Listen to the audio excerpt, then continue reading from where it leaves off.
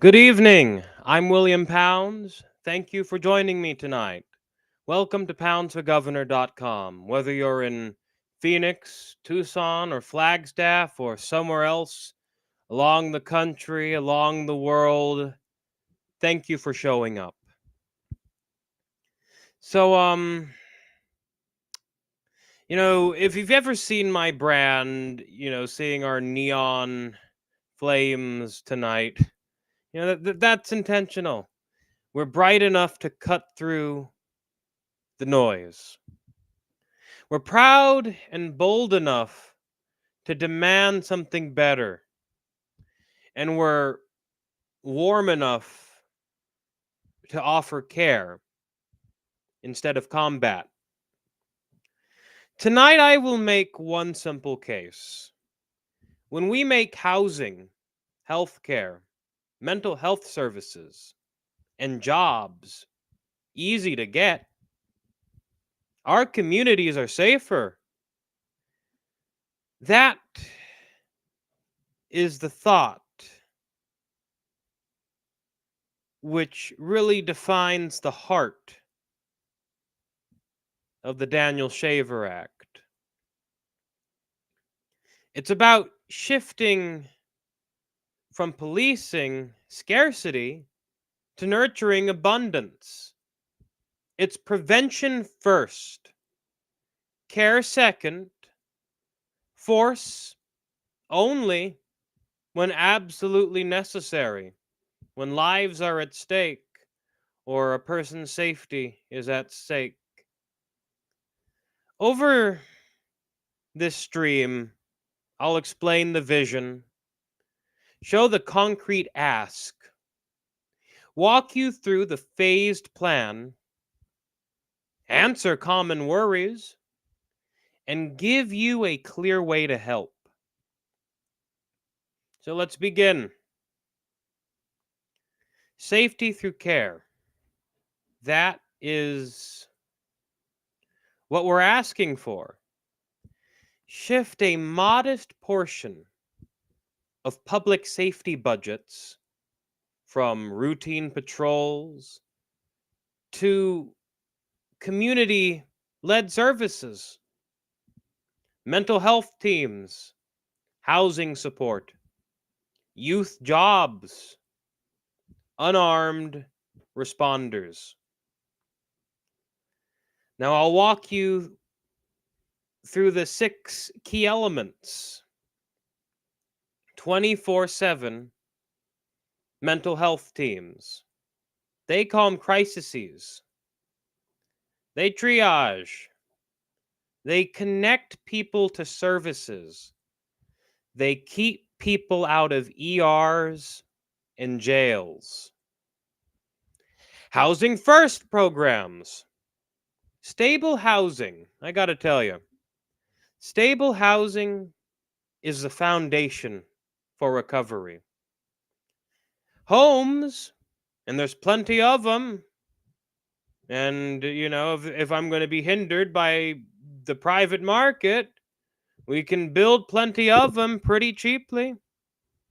It's just a matter of will and building the power to, make sure that the government doesn't stop us from that sort of mutualist cooperation that threatens the uh, the uh, the dollars of slumlords and landlords in general. I really think that not my vision here. It not only puts a roof over every head, um, while navigating the ideological waters. I really feel that my plan saves taxpayer money over time. You know, and let me get to the next part. Youth jobs and training. You know, um, Opportunity reduces violence. Jobs teach responsibility. They build relationships with neighborhoods. Ooh, I really like this part. The violence interruption crews. Trusted neighbors trained in mediation. They interrupt retaliation cycles. They diffuse harm without weapons. And let's get to transparency and local control. Polished budgets, polished results. Local communities set priorities that fit them. And this is a really crucial one. End foreign military style training.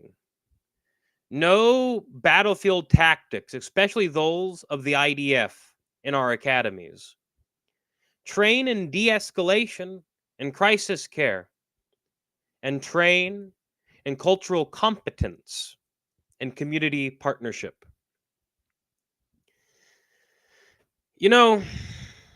These pieces work together. Mental health teams need housing pathways. And because of the way that our system is set up, they don't have them. And you want to let me tell you something else about the mental health teams and the caseworkers and all those people. They wouldn't have a job, especially if their young clients had jobs themselves. Youth jobs reduce caseloads. There you go. Violence interrupters cut escalation. And transparency keeps the overseers accountable. So let's get to slide 3. So from budget to boots on the ground, here are some practical steps. So with phase 1, year 1 through 2, pilot in 4 cities. Reduce 5% of non-emergency budgets. Staff unarmed response teams. Fund initial housing first slots. And set up public dashboards. Phase 2, year 3. Expand at the county level. Add housing slots. Create youth job placements. Offer retraining for interested officers. Now, phase 3. Use use performance targets. Like scale it statewide.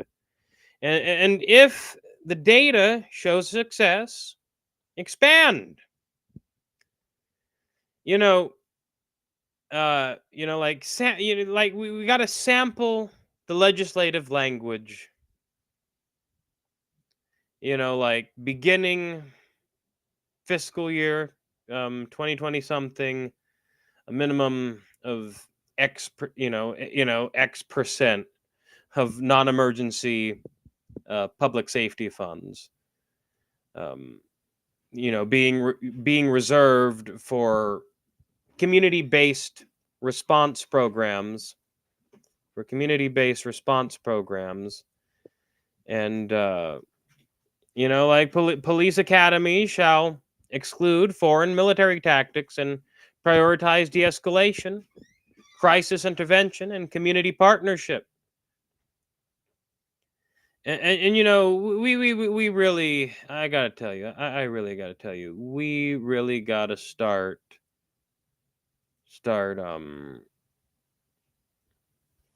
not too modestly, but not too extreme. We really gotta prove the results and scale, scale evidence based. Metrics matter, and we gotta measure what matters. Percentage of calls handled by unarmed teams, response time, ER visits avoided, housing placements, job placements, violent escalations per 1,000 calls, net cost or savings to taxpayers. So this is where I got to get to the fiscal realism. Where do the funds come from?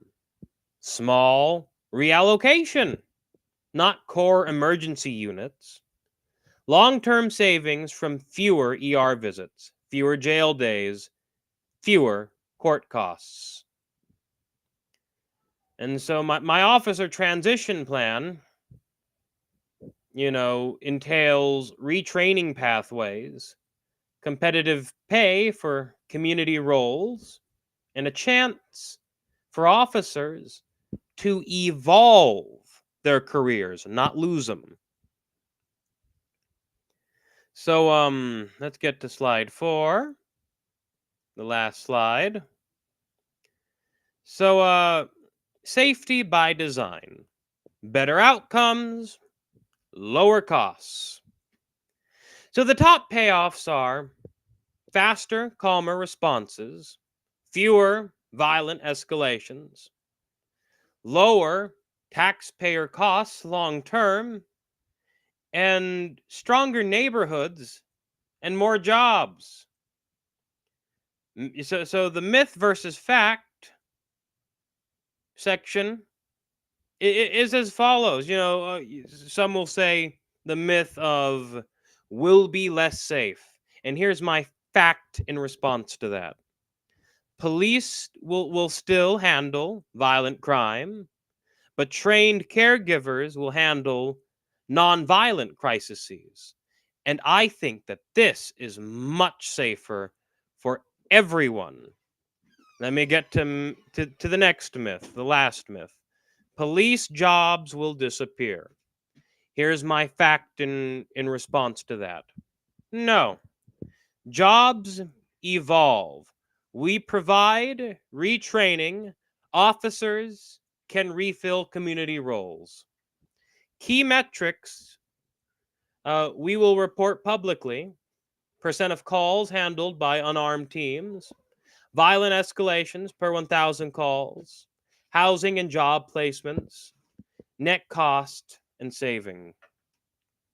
So here's a quick example. So say a city ran pilots. They saw fewer ER transports. Officers reported less trauma. More people got connected to services. And we can replicate that on a success by success basis. This is prevention first, care second, force only when necessary. So if this resonates, here's how you can help. You can visit poundsforgovernor.com.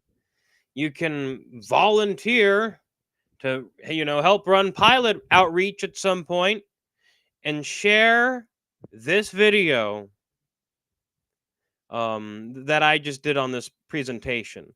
And moreover, you can ask your city council member to support a pilot, and you can ask your state representative and state senator to sponsor the Daniel Shaver Act. We will give you a toolkit, email templates, phone scripts, a one-page brief for elected officials. So, I just got to say, this is really the final remarks I have on this. If you believe that Arizona should choose care over combat, join us. Volunteer. Sign my nomination petition on poundsforgovernor.com. Share this video and push your leaders to pilot this in your town. Together, we can design a safer, more humane Arizona. Prevention first, care second, force only when Absolutely necessary. Now, let me say that one more time, everybody, for good measure. All right? Prevention first. Prevention first. Care second. Force only when absolutely necessary. Um, so I just gotta say, good night, and thank you so much for watching. Yeah, over the past few days, I've really been breaking the internet. Like I'm just like so impressed with how everything's gone so far, and and it's all thanks to you. All thanks to you. I I can't do any of this without you. So thank you so much. You mean the entire world to me. I love you. That's not the Erica Kurt Nivelhorn. That's the actual I love you sign. My mother's deaf. I love you. Good night.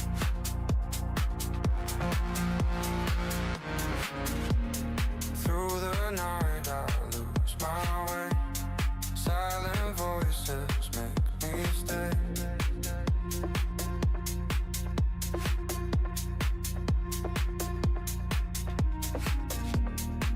Every shadow cuts through me, falling into what I can't see.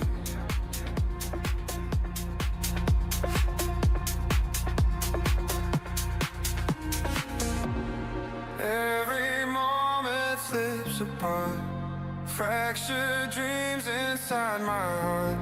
I can't escape, it pulls me through. All I see is shattered truth. Broken, broken, broken, broken, broken, broken, broken, broken. I'm still lost in broken realities.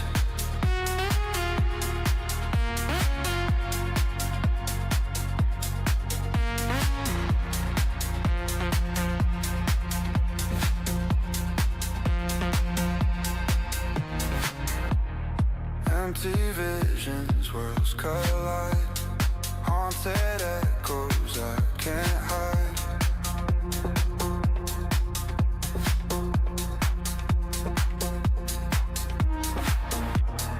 Every heartbeat splits in two, 'cause my soul is torn by you.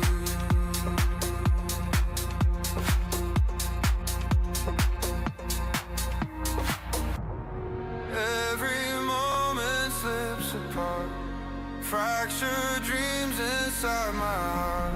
I can't escape, it pulls me through. All I see is shattered truth. Broken, broken, broken, broken, broken, broken,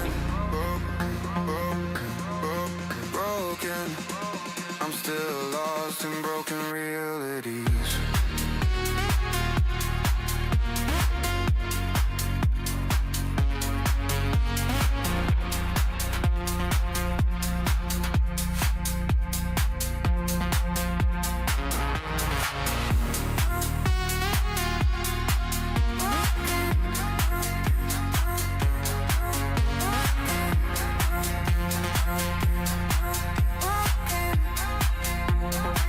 Forever broken.